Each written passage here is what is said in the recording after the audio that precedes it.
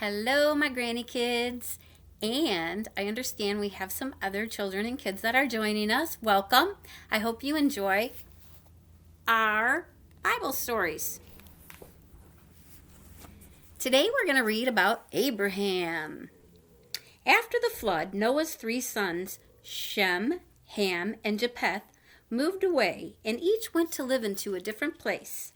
They all had large family from their children and their children's children and their descendants from many generations. The great nations of the ancient world came into being.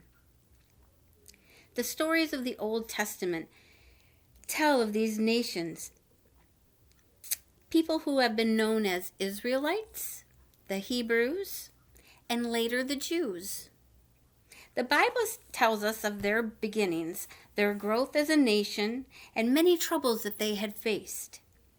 But most of all, the Bible is concerned with the special relationship that these people had with God.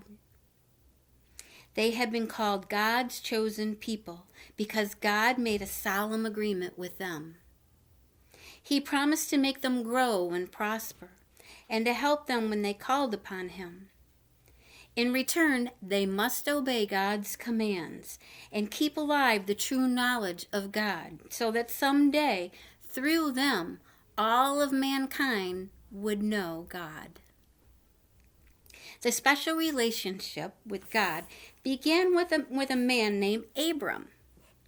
He was a descendant of Noah's son Shem. He and his wife Sarai lived in a place called Ur. They had no children. And Abram was already old. He was an old man when God spoke to him and told him he must move to the new land. There, God told Abram he would have a family that would become a great nation, and throughout his family, all families would be blessed.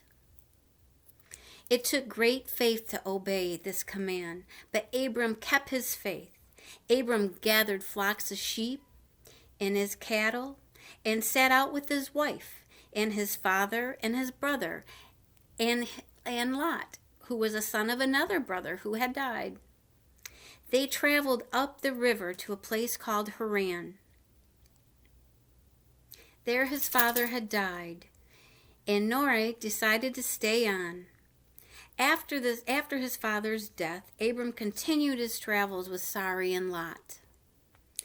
God had not told Abram where to settle, but when he came into this land called Canaan, God came to his tent and told Abram that he was giving this land to him and his children, to their families forever.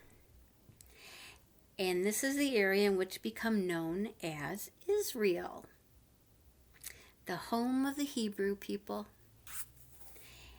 Abram and Lot raised sheep and cattle, so they had to move around a great deal to find the best grass for their animals. Shortly after they arrived in Canaan, they went as far away as Egypt.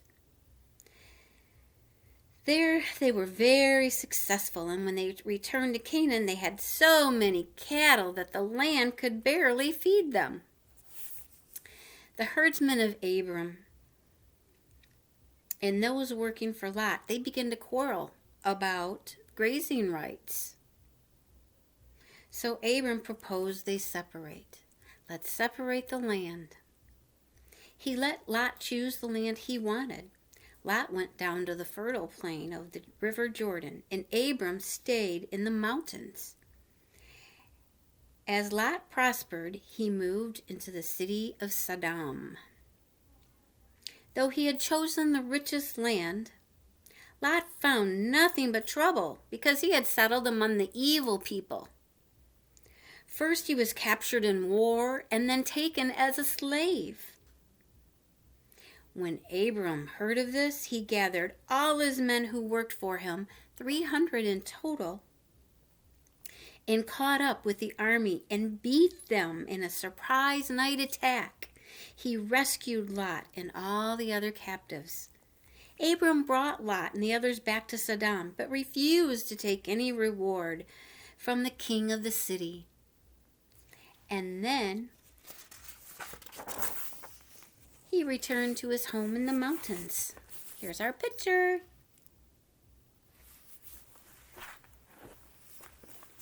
Abram was by this time a very old man. While he had many families living and working with him and his wife Sarai no longer expected to have any children of their own. They just thought they were too old. Well, one day, God appeared to Abram and told him about a special relationship his family would have with God.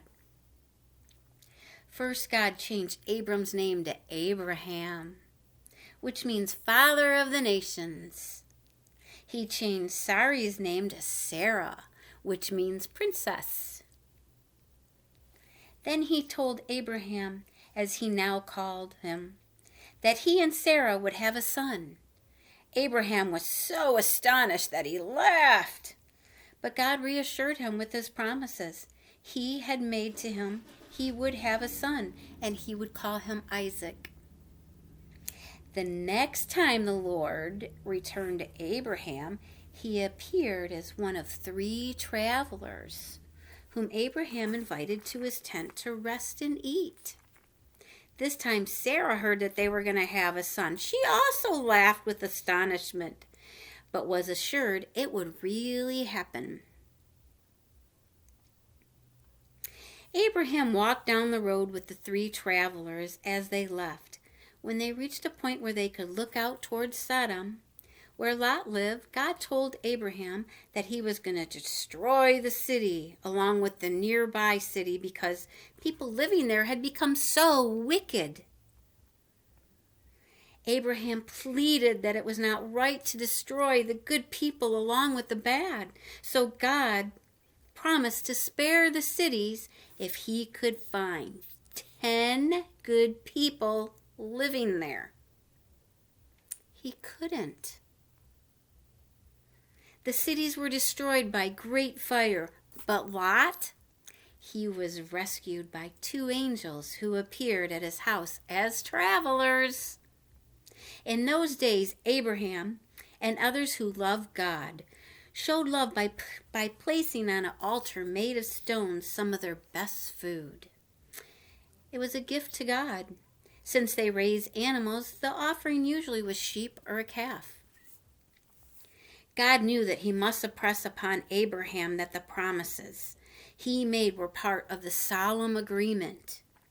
Abraham must obey all of God's commands, no matter how terrible and painful they might seem. Only in this way could Abraham and his family understand the seriousness of the agreement they had went into. Therefore, God ordered Abraham to place his son Isaac upon an altar and kill him as if he was a sheep. Abraham was shocked and filled with grief. He promised to obey all of God's commands, even those that just didn't seem right. He knew also that God had promised that Isaac would be a father of a great family which would lead a great nation. Perhaps he thought God would somehow bring Isaac back to life. Whatever Abraham might have secretly hoped was surely the greatest test of faith that man could ever face. Abraham set out to obey. He had 3 days to think it over, his decision, and change his mind. 3 days while he traveled with his beloved son. They went to the mountains where God said he must sacrifice Isaac.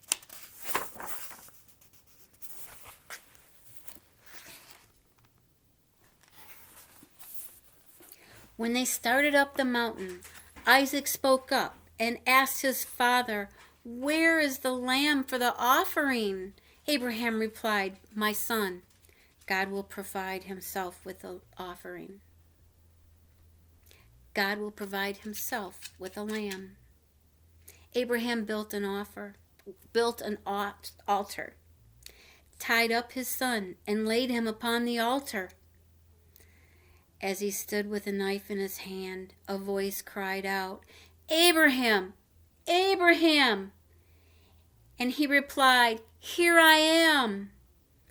And then the angel appeared before him and told him that God had seen that he had not withheld his only son, whom he loved, from God. Isaac was spared. He was not killed. Then God blessed Abraham and told him again of the great promise of Abraham's family would be a blessing to all people on earth. Whew, that kind of got a little intense, didn't it?